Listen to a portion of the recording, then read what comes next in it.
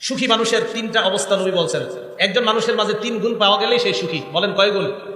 3টা গুণ যদি আগামীকাল সকালে আপনার মাঝে পাওয়া যায় তাহলে বুঝবেন আগামীকাল আপনি সুখী। কয় গুণ?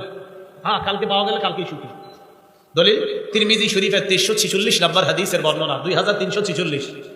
ক্বালা রাসূলুল্লাহ সাল্লাল্লাহু আলাইহি ওয়াসাল্লাম, নবীজি বলেন, মান আসবাহা মিনকুম আমিনান ফি সিরবিহি, তোমাদের মধ্যে কোনো মানুষ যদি সকাল অবস্থা হয় এমন অবস্থায় তার পরিবার নিয়ে সে নিরাপদে আছে।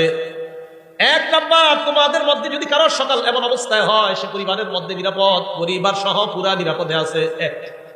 2 নাম্বার, মুআফান ফি জাসাদিহি, শরীরটা সুস্থ আছে। 3 নাম্বার, ইনদাহু কুতু ইয়াউমিহি, তার কাছে একদিনের খাদ্য আছে। বলেন তো, 1 নাম্বার পরিবার নিয়ে সুখে আছে, 2 নাম্বার সুস্থ আছে, 3 নাম্বার কয় দিনের খাবার? নবীজি বলেন, কান্নামা হিজাত লাহুদ দুনিয়া, এই ব্যক্তির জন্য কেমন যেন পুরা দুনিয়ার সব কল্যাণ জমা করা হয়েছে। এই জন্য হালাল খাবেন আর দোয়া করবেন, হালাল খাবেন আর দোয়া করবেন, আরেকটা হালাল খাবেন আর শুকরিয়া আদায় করবেন। আর আল্লাহ তো বলছে শুকরিয়া আদায় করবা, আমি আল্লাহ নিয়ামত আরো বৃদ্ধি করে দিব। আল্লাহ আমাদেরকে হালাল খাদ্য খাওয়ার তৌফিক দান করেন। সূরা তাহা 81 নম্বর আয়াতে আল্লাহ বলেন, কুলু মিন তাইয়্যিবাতি মা রাযাকনাকুম, আমি তোমাদেরকে যে খাদ্য দিয়েছি তার মধ্যে পবিত্র যেটা, এটা তোমরা খাও, পবিত্র খাদ্য তোমরা খাও।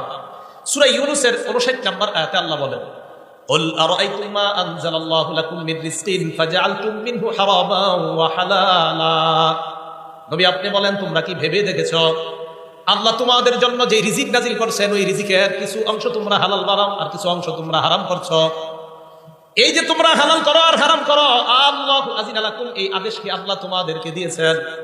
আম আলাল্লাহি তাফতারুন, নাকি তোমরা আল্লাহর নামে মিথ্যা অপবাদ দাও? এই আদেশ কি আল্লাহ তোমাদেরকে করেছেন কিছু হালাল কিছু হারাম করার জন্য, নাকি আল্লাহর নামে তোমরা মিথ্যা অপবাদ দাও? আমাদের সকলকে আমরা যেন হালালকে হালাল হিসাবে গ্রহণ করি, হারামকে হারাম হিসাবে গ্রহণ করতে পারি, আল্লাহ তৌফিক দান করেন। সহিহ বুখারী 2059 নম্বর হাদিসের বর্ণনা। এই হাদিসটা আমাদের বর্তমান যুগের সাথে আমরা মিলাই দেখেন কি বলে নবী। আল্লাহুম্মা লাকাল হামদু ওয়া শুকর।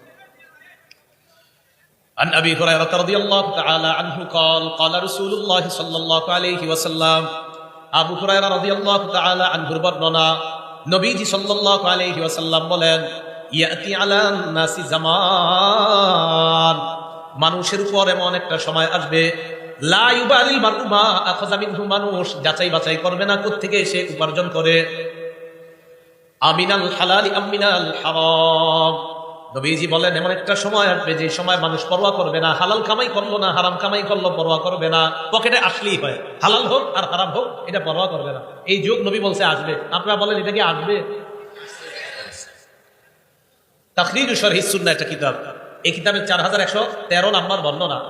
আন আব্দুল্লাহ ইবনে মাসউদ রাদিয়াল্লাহু তাআলা আনহু قال, আব্দুল্লাহ ইবনে মাসউদ রাদিয়াল্লাহু তাআলা আনহুর বর্ণনা, তিনি বলেন, ইয়া আইয়ুহান নাস ইত্তাকুল্লাহ, হে মানুষ তোমরা আল্লাহকে ভয় করো, রিজিক অন্বেষণে তোমরা মধ্যপন্থা অবলম্বন করো। এবার যেটা বলবো অনুবাদটা মন দিয়ে শুনেন, কি কয় দেখেন, লা ইয়াহমিলান্নাকুম ইস্তিবতাউর রিজকি আন তাতলুবুহু বিমাআসিল্লাহ, হালাল পথে রিজিক তালাশ করতে গিয়ে রিজিক আসতে যদি বিলম্ব হয়, আবার বলছি, হালাল পথে রিজিক তালাশ করতে গিয়ে প্রচুর রিজিক আসতে যদি বিলম্ব হয়, রিজিক তালাশ করতেছেন, রিজিক আপনার কাছে আসতে আসতে আসতেছে, তো রিজিক তালাশ করতে গিয়ে রিজিক যদি আসতে বিলম্ব হয়, আব্দুল্লাহ ইবনে মাসউদ বলেন এই রিজিক আসতে বিলম্ব হইলে তোমরা তাড়াতাড়ি রিজিক উপার্জনের জন্য কোন নাফরমানির পথ বাইছে নিবা। আবার দেখেন কি কয়, লা ইয়াহমিলান্নাকুম ইস্তিবতাউর রিজকি, হালাল পথে রিজিক আসার বিলম্ব হওয়াটা, কি কয় দেখেন, হালাল পথে রিজিক আসার বিলম্ব হওয়াটা, লা ইয়াহমিলান্নাকুম তোমাদেরকে যেন উদ্বুদ্ধ না করে, আন তাতলুবুহু বিমাআসিল্লাহ, হালাল পথে রিজিক আসা বিলম্ব হওয়াটা তোমাদেরকে যেন হারাম পথে দ্রুত রিজিক কামায়ের প্রতি উদ্বুদ্ধ না করে। দোস্তে বলবে, কি রে কি করস, টাকা পয়সা নাই এত, আর বলিস না, খেত খামার করি কোনো মতে আসে আগে, আরে আমি কিছু সিস্টেম শিখে নিয়ে গেছে বাজারে গিয়ে কিছু কিছু সিস্টেম শিখিয়ে দিছে যে এই সিস্টেমে তাড়াতাড়ি ধনী হওয়া যায়। ওলামায়ে কেরামের কাছে জিজ্ঞাসা করছে, হুজুর আমাকে এরকম সিস্টেম দিচ্ছে, আলেমরা বলছে এটা তো হারাম সিস্টেম, এটা তো সুদি সিস্টেম।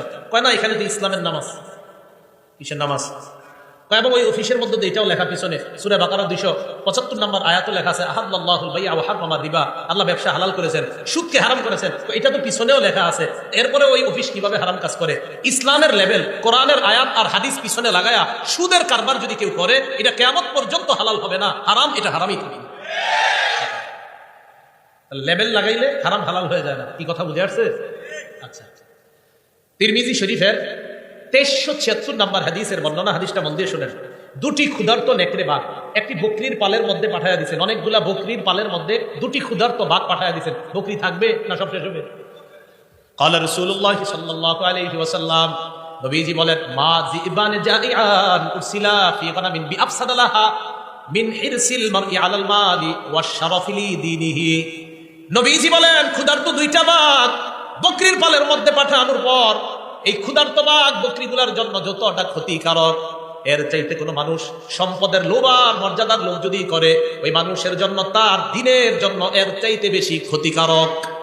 আবার বলছি, সম্পদের লোভ, মর্যাদার লোভ, দুইটা ক্ষুধার্ত নেকড়ে বাঘ বকরির পালের জন্য যতটা না ক্ষতিকারক, নবীজি বলেন সম্পদের লোভ আর মর্যাদার লোভ একটা মানুষের ধর্মের জন্য এর চাইতে বেশি ক্ষতিকারক।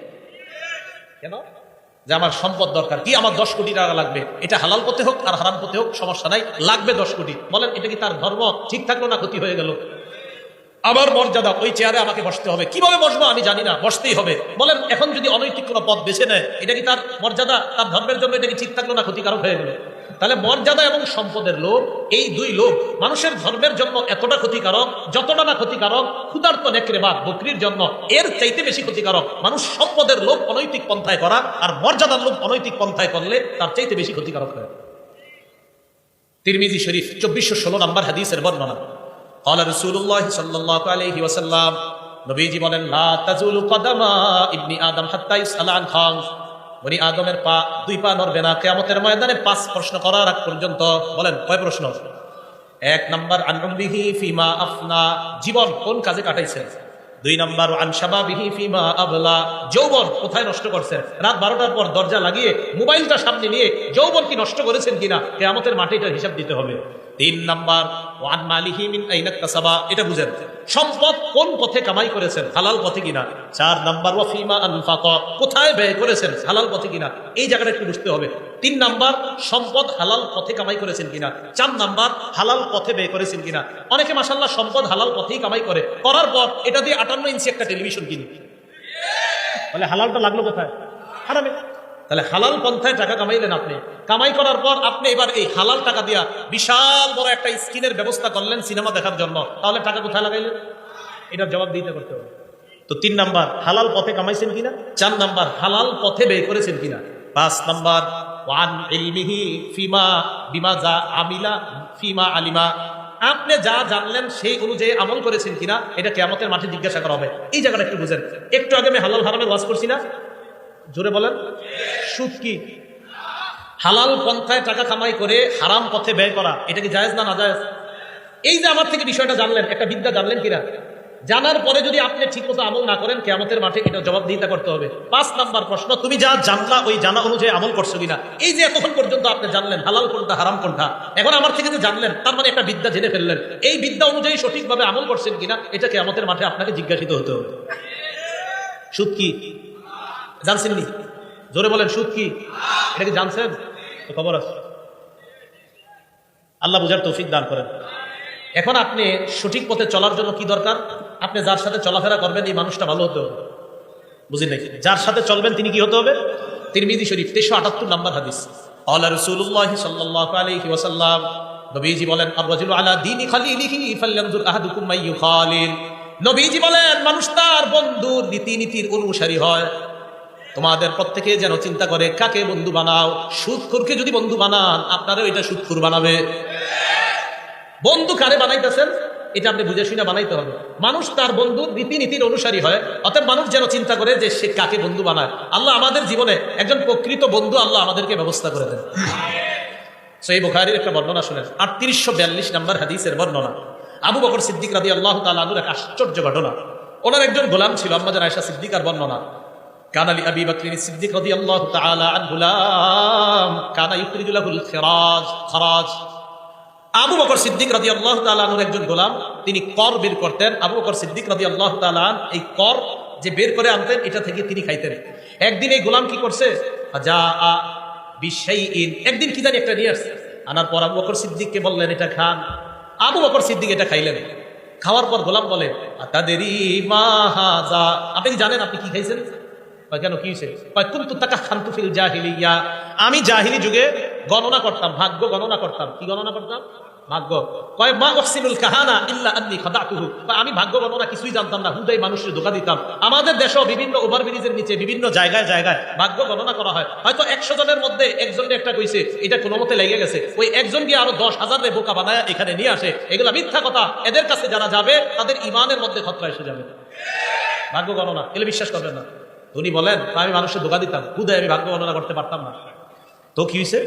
আমি যার ভাগ্য গণনা করছি জাহিলি যুগে এরকম একজনের সাথে আমার দেখা হয়ে গেছে আজকে, উনি আমাকে এইগুলা দিছে, আমি আপনারে নিয়ে আসলাম আপনার কাছে। ওই ভাগ্য গণনার যে পারিশ্রমিক, এই পারিশ্রমিক আপনার কাছে আনছি, এটাই আপনি খাইছেন।